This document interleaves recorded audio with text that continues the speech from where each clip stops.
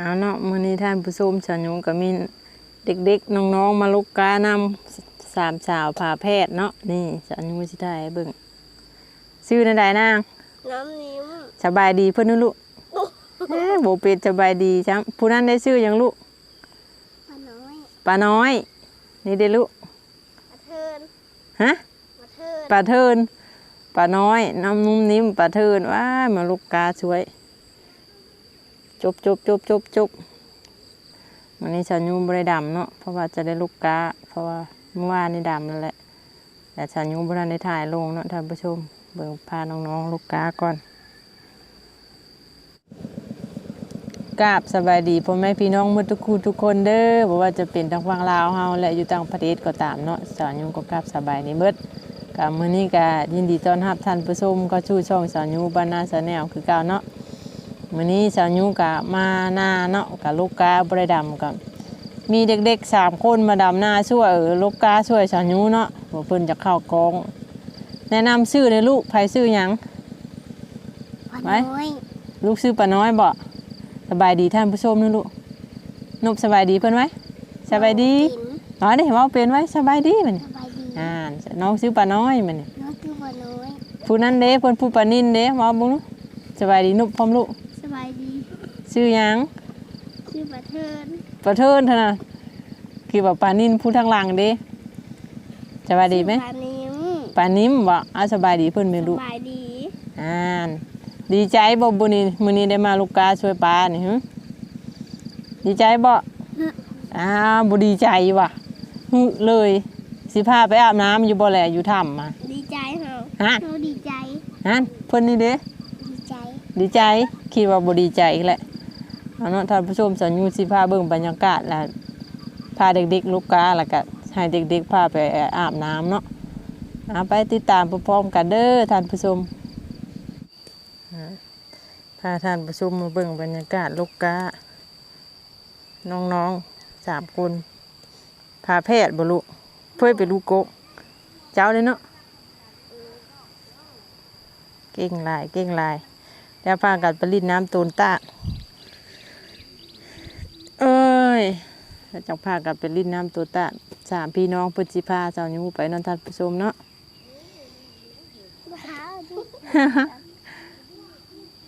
2คนนี่แพทย์แม่นบ่หัวแม่คนละปีอีกป้าหัวเพียงหัวสุเพิ่น3พี่น้องจบขอบใจหลายๆเด้อมาลูกกาช่วยเด้อเหินเฮ็ดอีกได้แล้วจังถ่ายรูปเอาลงให้เบิ่งนะท่านผู้ชมเนาะ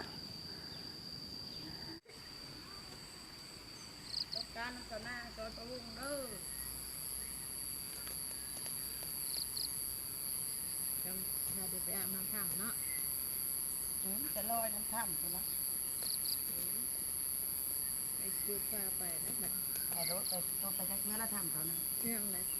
ปชะหัวเลยเป็นช่วยไอ้ลอยถ้ำมันเอายาช่วยหัวมันยังก็มันไอ้ช่วยลืมไอ้มองออกมาแต่เป็นอีแบบโบกเงาเนาะจะลืมช่วยนะครับคืนอาบน้ำมากินข้าวพอในครึ่งนึงแค่นี้หายหนึ่ง3 คืนเหลือตะไคร้ดวงลายแล้วโอ้สีเหลืองกลไม่เหรอเราใช้กระวงกระดำมือหลังนี้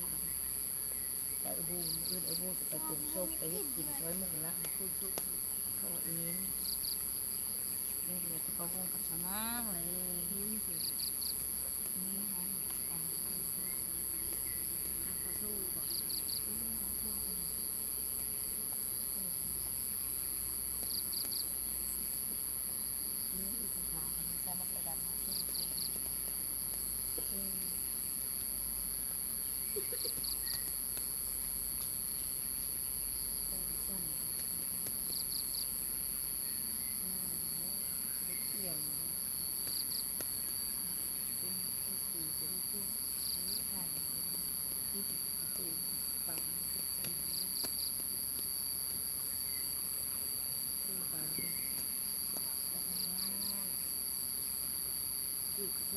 ติดกระชังติดกระอ้อย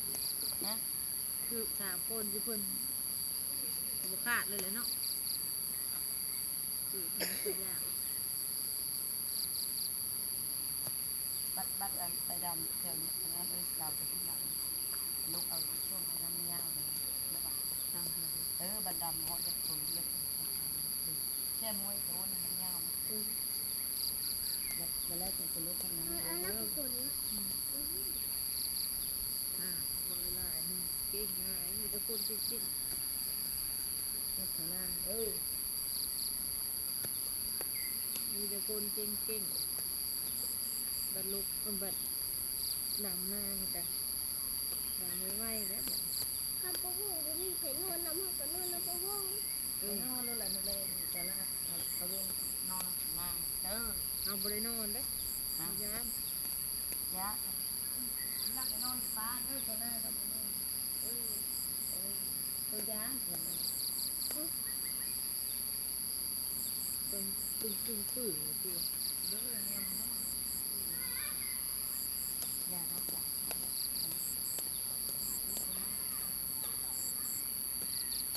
กระเตียง มีตัวไปทำนะกันนะมันน่าเลี้ยงมาใส่โอนนะ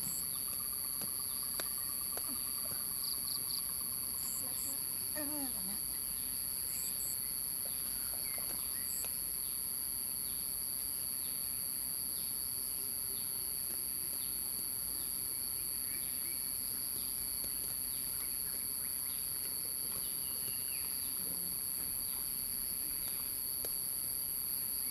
เบ็ดมันหมูบดตัวสบายเบ็ดมันสบาย มันโบมืด คุณเคยบดบ่ เปิดมืดจ้าเข้าไปแต่จ้าตอนแรกจ้า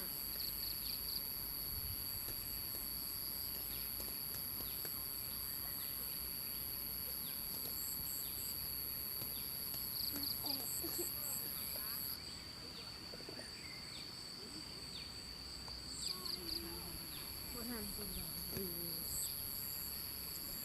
ไม่ใช่ จริงจะตามคนที่เป็นหมดมีแต่คนเป็น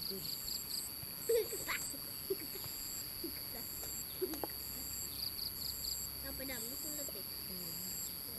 วันที่ไปดำ งานมีหลายคนที่ว่า จะคน 3 คน เพื่อน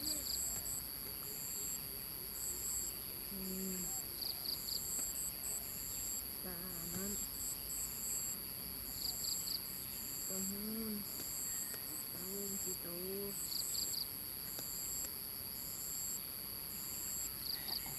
เราเคยได้ดำบ่ ดำมานะตัวใหญ่ เอากันไม่แก่จริงคุณดีตะเตนหนุ่ม พ่อที่ดูคนทางดูฉลาดเป็นคนฮะ แต่เก่าเลยอยู่บ้านอันคุณหลวงเด็กมาสอนเลยสอนอยู่อันบ้านนางเลยค่ะ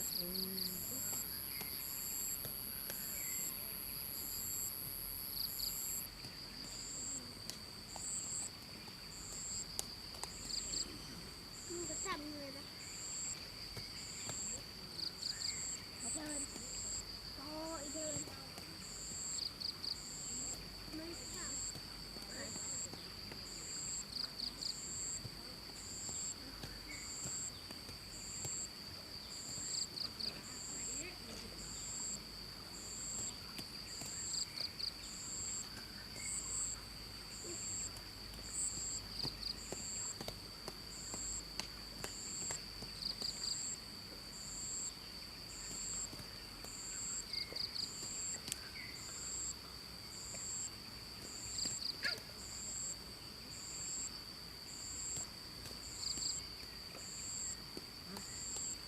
เปลี่ยนได้ไปลิ้นงานม่วนบ่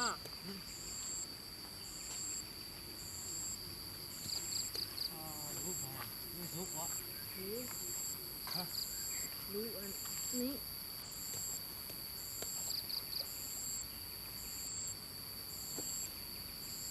เป็นนะครับน้อยเลย มาอีก ทำหน้าอีกเหรอ ตัว ไม่ใช่ลูก เอาลงดิปูงามๆถ่าย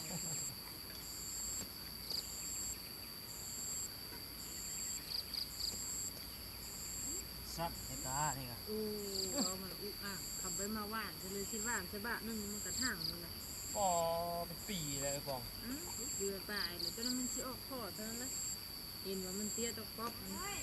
ตัวเลยเนี่ยดูจ้า น้ำลูกกินแม่ลูกน้ำดื้อหัวเสือที่จะทานลูกกระติ้งหาน้ำลูกอันนี้ลูก ขึ้นไปดูที่ ไว้จัดน้ำอยู่นี่ น้องสุดท้ายอ่ะ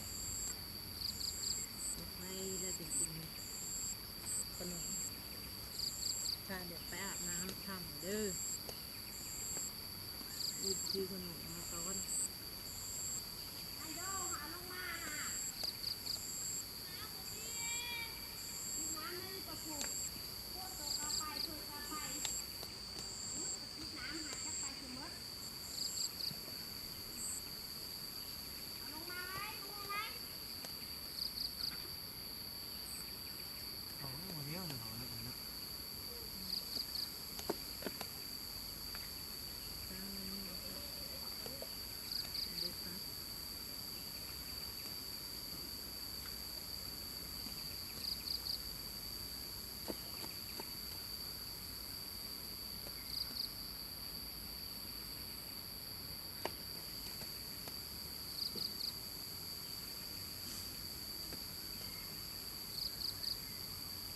มันนี่บริดามมะนาวพอนี่บริดามนะ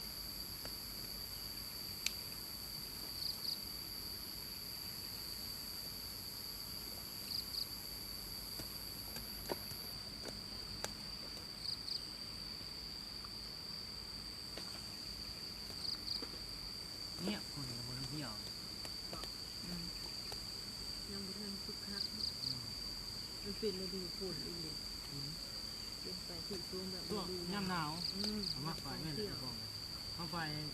เงี้ยอยู่ เที่ยวนี่เขาหมักไปยังดูหนาวเนี่ยนะตรงที่เราจองสถานที่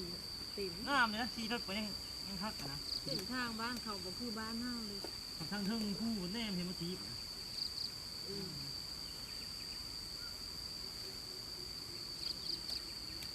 นี่คือคนเขาหมักไปนอกมันหนาวพูดกระดิ่งพูดกระโดด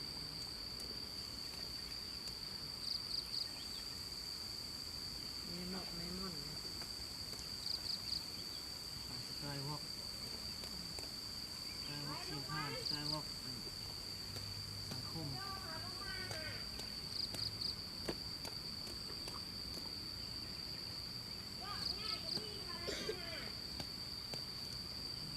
สัตว์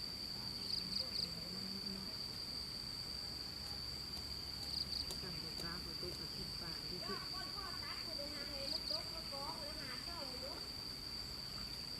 พันเป้โซพันเป้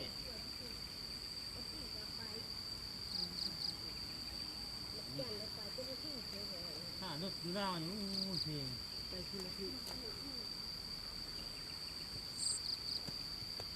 ค่าลิ้นค่าไปค่ามันมีแต่เมื่อ2,800นึง เขาไปซื้ออันนี้ยากไปซื้อกินซื้อน้ำมันพันป้ายเขาใส่พันโซ่ ต้องเป็นเงินห้าไปเนาะไปทางนั้น พันโซ่น้ำมันใช่ที่ ที่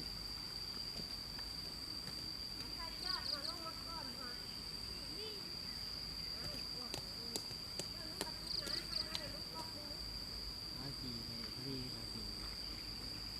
เวียดนาม ที่พัทยา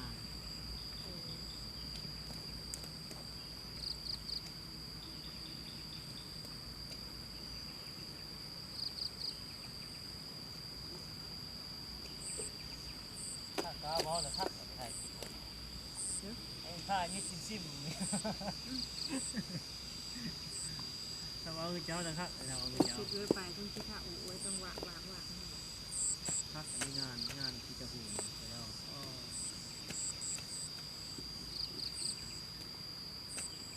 ตื่นก็ไม่ได้ เอาไปมือเปื้อนซื้อเอาไปมือเขาดิ้น มันเขาให้เข้าวัดเข้าอย่างนี้ว่าคือบุญไฟกระบอกเขาแค่โคน้ำโคฝนเนี่ยนะยำให้ยำหน้าเลยเขา บางต้องสิ้นอายุขนาดนั้นเนาะ ของเขาเนี่ยบุญไฟของเขา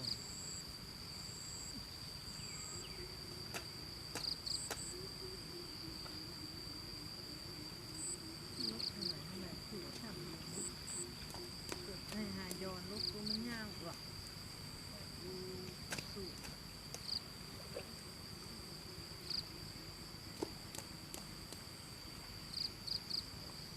ป่าอ้อยเขาป่าหัวนะ ย่างปุ๊บตาคือมันเข้าขึ้น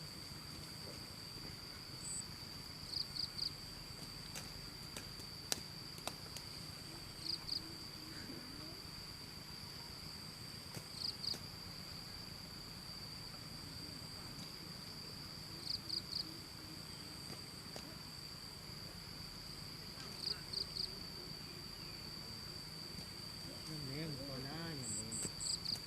ยังนาวก็เกี่ยวข้าว จริงจริง ลายนี่ก็บอกตัวความเป็นจุดชมวิวอยู่แล้วทางนี้นอนหมอกอย่างหมอก ได้นะ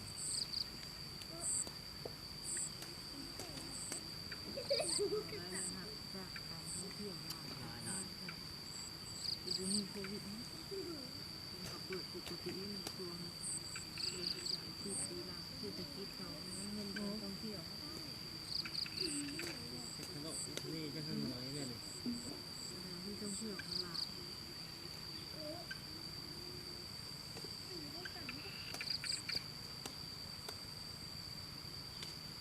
เงินเขามีเที่ยวได้คือว่า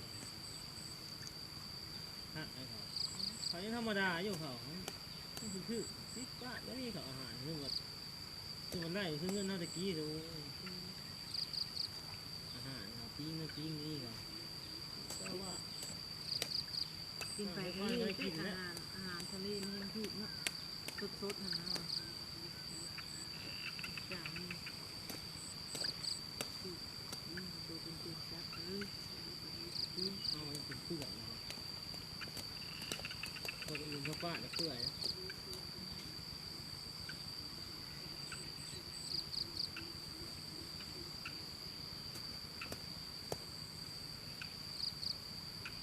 น้ำมันมีน้ำมี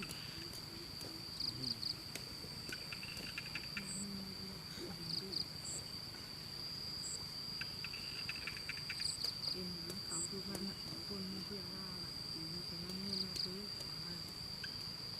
ก็ถือเงินของเพ่ก็ยังบอกว่าเนี่ยตะกี้เนาะเขาอยู่ทำอะไรได้เพราะว่าเขามาปีนี้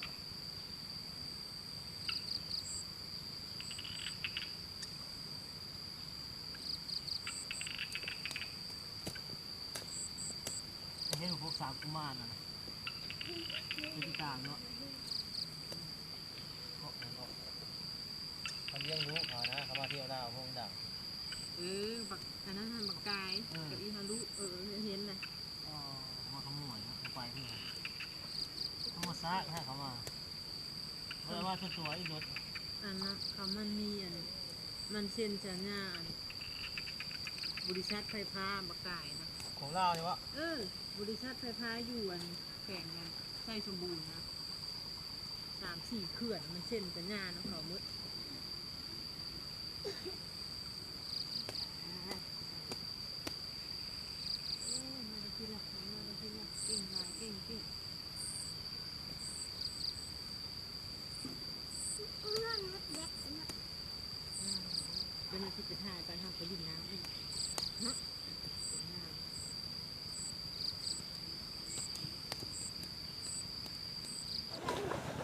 ท่านผู้ชมตอนนี้สาวยุงกะ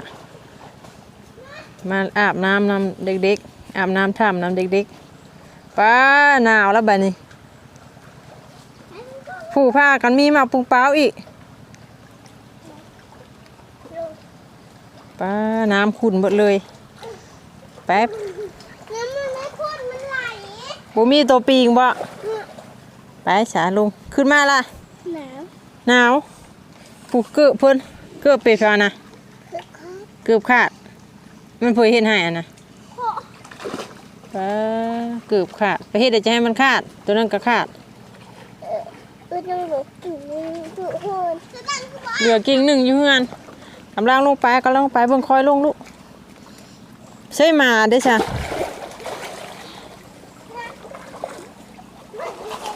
เบิ่งเย็นแท้บ่ป้าเย็นแท้ๆอุ้ยชุยอุ้ยชุยป้ามีอันกระต้าสบู่อาบน้ำอีก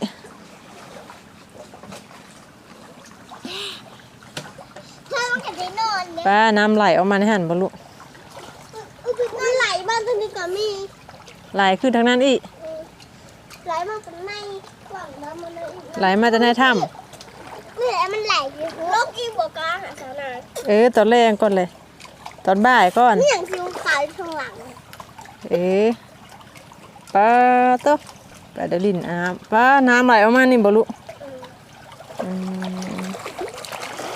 ตัวพากันดำแล้ว เย็นคักเย็นคักแม่ฟังอันเขียวๆนะตั้งเพียงอันเขียวๆนะแม่ฟัง ต้องซักไว้แต่ไว้ยันร้านหัวมันแต่นะ เอามาตามชมตอนนี้สาวยุ่งกับมาลิ่นน้ำเด็กๆอาบน้ำก่อนหลังจากลูกกาเรียบร้อยแล้วมื้อนี้เก่งลายผ้าก็ได้กาลายมัด เรื่องที่ให้ร้อยนั้น ฮอตเช้าพุ่นประจัก3 4 คนที่เพิ่นพวด เรื่องน้ำปะ พว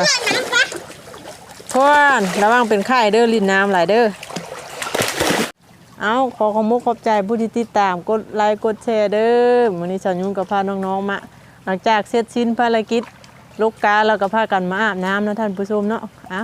อาบน้ำห้วยอาบน้ำคลองเนาะท่านผู้ชมสาวยุ่งก็มีไหมอันนั้นพอได้เห็นขอมุกขอบใจละลายเด้อขอมุกขอบใจเพื่อนนะลูก มันก็ใส่เด้อ ขอมุกขอบใจละลายขอขอบใจเด้อท่านผู้ชมที่ติดตามเนาะฝนก็ตกแล้วฝนตกขอมุกขอบใจละลายสาวยุ่งก็สิได้ขอจบคลิปเพียงเท่านี้เนาะฝนก็ตกแน่